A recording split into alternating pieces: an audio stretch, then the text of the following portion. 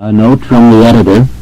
It was towards the year 1758, at the age of 62, after more than 30 years of apostolic labor, that St. Alphonsus published this excellent work, which has converted and sanctified so many souls.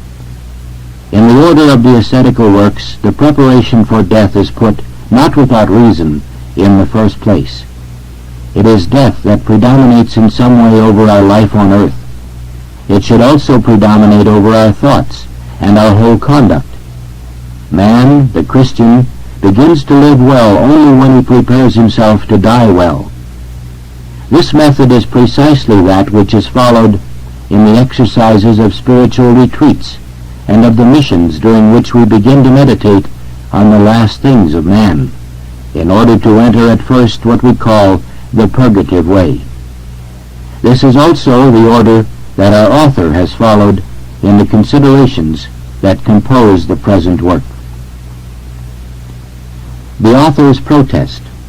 In obedience to the decrees of Urban VIII, I declare that I have no intention of attributing any other than a purely human authority to the miracles, revelations, favors, and particular cases recorded in this book, and the same as regards the titles of saints and blessed, applied to servants of God not yet canonized, except in those cases which have been confirmed by the Holy Roman Catholic Church and the Apostolic See, of which I declare myself to be an obedient son, and therefore I submit myself and all that I have written in this book to her judgment.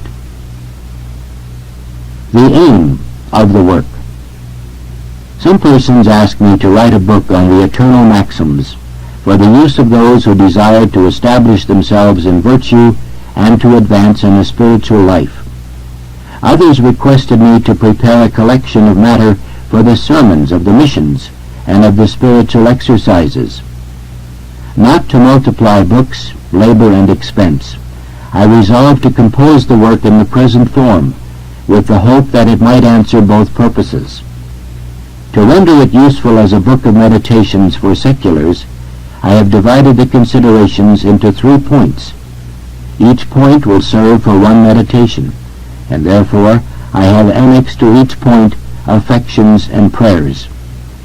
I entreat my readers not to grow weary if in those prayers they always find petitions for the grace of perseverance and of divine love. For us, these are the 2 graces most necessary for the attainment of eternal salvation. The grace of divine love is, according to St. Francis de Sales, the grace which contains in itself all graces, because the virtue of charity toward God brings with it all other virtues. Now all good things come to me together with her. He who loves God is humble, chaste, obedient, and mortified. In a word, he possesses all virtues. Love, says St. Augustine, and do what you wish. They who love God labor to avoid whatever is offensive to him and seek to please him in all things. The grace of perseverance is that grace by which we obtain the eternal crown. St. Bernard says that paradise is promised to those who begin a good life, but is only given to those who persevere. To beginners, a reward is promised, but to him who perseveres it is given. But this gift of perseverance is, as the Fathers teach, given only to those who ask it. Hence St. Thomas asserts that to enter heaven, continual prayer is necessary. And our Redeemer said, we ought always to pray and not to faint. It is because they do not pray for the gift of perseverance that so many miserable sinners, after having obtained pardon, lose again the grace of God. Their sins are forgiven, but because they afterward neglect to ask of God the grace of perseverance, particularly in the time of temptations, they relapse into sin.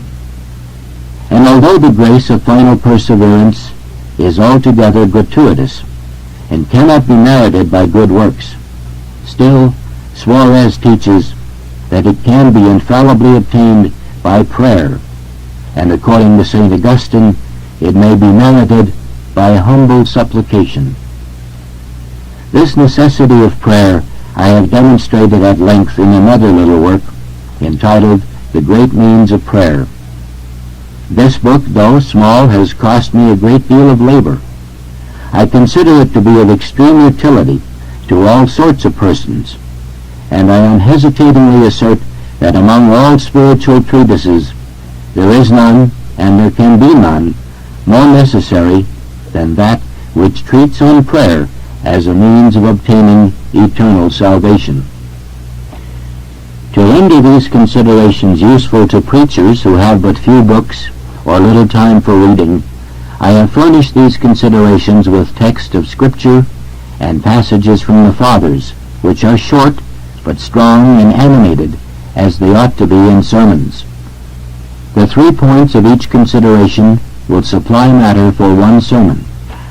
I have endeavored to collect from many authors the sentiments which appeared to me best suited to move the will, and have inserted several of them expressed briefly, that the reader may select and extend at pleasure those that please him most. May all tend to the glory of God. I pray my reader to recommend me to Jesus Christ, whether I am living or dead, and I promise to do the same for all those who perform this act of charity toward me.